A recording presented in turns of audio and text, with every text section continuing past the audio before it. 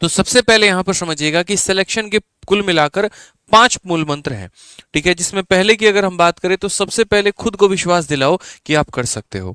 देखो, विवेक बिंद्रा स्टाइल में नहीं बोलेंगे यहाँ पे, लेकिन इतना जरूर बोलेंगे कि अपने अंदर जो है यहाँ पर आत्मविश्वास आपको होना चाहिए कि हम कर सकते हैं। बहुत सारे बच्चे क्या होते हैं, उनको ये लगता है हमारा तो सिलेबस ही पूरा नहीं है, हम तो है यहाँ पर मॉक में हमारे काफी कम स्कोर आ रहे हैं, इतने सारे टॉपिक हमारे बाकी हैं, तो हम कैसे करेंगे। ऐसा बिल्कुल भी नहीं है। सटीक रणनीति रनोगे ना, देखो यहाँ पर युद्ध जो है वो बड़ी सेना के साथ नहीं जीती जाती है, सही रणनीति के साथ जीती जाती है।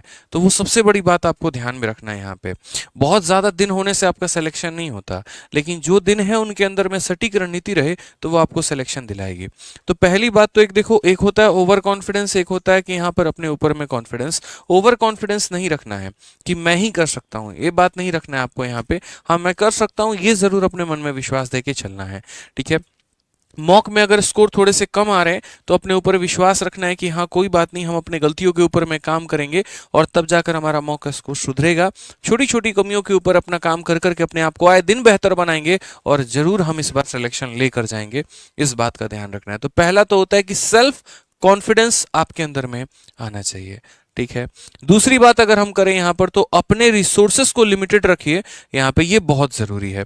अगर आप अपने रिसोर्सेस को लिमिटेड नहीं रखेंगे तो अभी क्या होगा, जैसे मानो अरे उन टीचर की पीडीएफ है उसको पढ़ लेते हैं, अरे वो भी तो बढ़िया वीडियो करवा रहे हैं वो भी कर लेते हैं, मेरे रूममेट का नोट्स भी है काफी बढ़िया बना रखा है, देखने में भी अच्छा लग रहा है, थोड़ा ये भी कर लेते हैं, मार्केट में भी एक नई क्विज की चैनल ये चल रही है, थोड़ा इसके ऊपर भी ध्यान दे लेते हैं।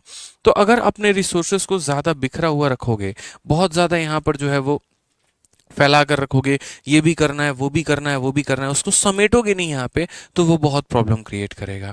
तो दूसरा पॉइंट जो हम बोलेंगे कि अपने रिसोर्स को लिमिटेड कर लो। कुछ लिमिटेड किताबें हैं जो अपने टेबल के ऊपर में रख लो, वो बहुत जरूरी पड़ेगा यहाँ पे, ठीक।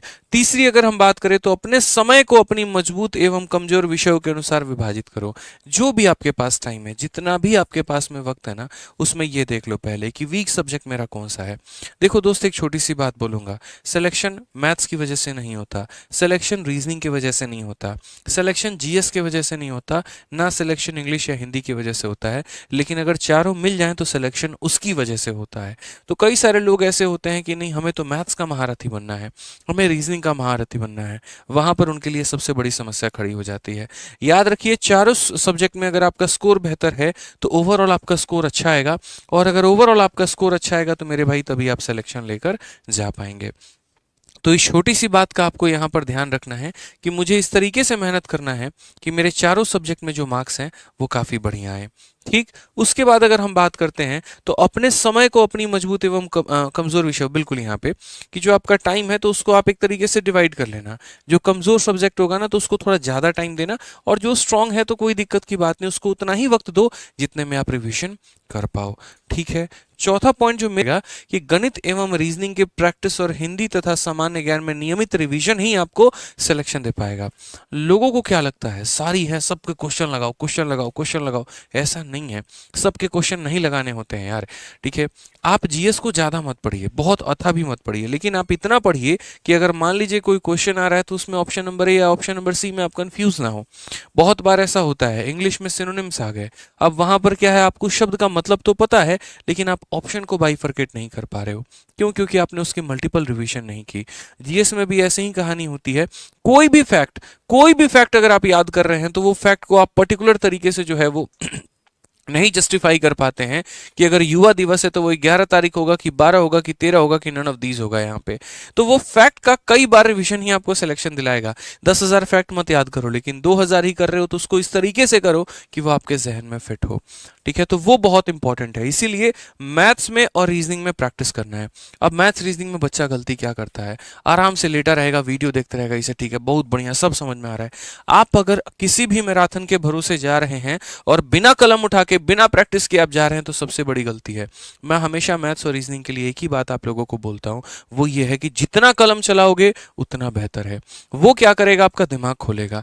देखिए कोई भी है, हमारी भी 60 दिन 60 मैराथन फेमस है, बहुत ही हिट सीरीज है और बहुत हिट हमेशा रहेगी, इसमें कोई दिक्कत की बात ही नहीं है।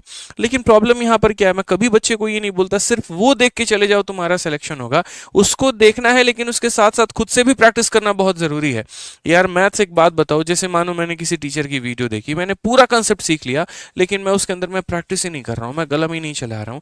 तो जब पेपर आएगा ना, पेपर में जब कोई भी क्वेश्चन आएगा, मुझे वहाँ घबराहट होगी, मेरा कैलकुलेशन वहाँ पर इतना खत्म होगा कि मुझे कंसेप्ट को पता होते हुए भी मैं वहाँ पे क्वेश्चन नहीं लगा पाऊंगा। तो ये चीज़ें मेरी कैसे सुधरेंगी? प्रैक्टिस की वजह से। याद रखिएगा, जितना ज़्यादा प्रीवियस ईयर के क्वेश्चन को आप रगड़ेंगे, जितना ज़्यादा उसके ऊपर में सही कंसेप्ट लगाएंगे, मैथ्स और रीजनिंग ऐसा है वो आपका उतना ज़्यादा बेहतर होगा। और रही बात इंग्लिश की और जीएस की यहाँ पर, या हिंदी की भी, तो मेरे भाई इनके अंदर में क्या होता है, जितना ज़्यादा रिविजन करो, फैक्ट्स लिमिटेड हैं, कुछ लिमिटेड चीज़ें याद करनी है। अब इनमें प्रैक्टिस क्या करोगे? साइनों को प्रैक्टिस क्या करोगे? और यहाँ पर जो विलोम शब्द है, पर्यायवाची, उनकी प्रैक्टिस क्या करोगे? उनको तो रिवाइज जितना बेहतर कर सकते हो वो करोगे। तो इस बात का ध्यान रखना, मिक्सअप मत करना। और जो पांचवा पॉइंट यहाँ पर यह है कि प्रति सप्ताह कम से कम एक मॉक टेस्ट अवश्य लगाएं। मैं तो बोलूंगा प्रति सप्ताह को गोली मारो, ऑल्टरनेट डेज पे मॉक टेस्ट लगाना शुरू कर दो। अगर कैपेसिटी है हर वीक में मॉक टेस्ट लगाने का, तो हर संडे को मॉक टेस्ट लगाइए।